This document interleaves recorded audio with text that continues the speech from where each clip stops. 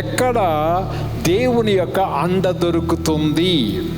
దేవుని యొక్క అండ ఎక్కడ దొరుకుతుందో తెలుసా? దేవుని యొక్క వాగ్దానం.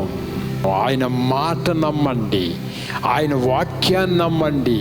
ఆ వాగ్దానాల్లో అన్నిటిలోనూ దేవుడు నీకు ధైర్యం ఇస్తాడు. ఆయన ఉన్నాడు.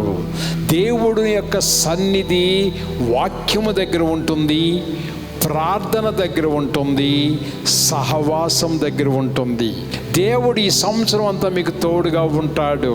ప్రతి దినము పరిశుద్ధ గ్రంథాన్ని చదవండి, వాక్యాన్ని చదవండి, ప్రార్థనలో చేయండి, సహవాసంకి రండి.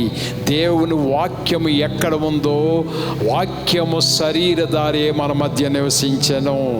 ఈ సంవత్సరంలో దేవుడు మీకు తోడుగా ఉండాలంటే ఫస్ట్ ప్రియారిటీ వాక్యానికి ఇవ్వమని నేను చెప్తున్నాను. వాక్యానికి ఇవ్వండి.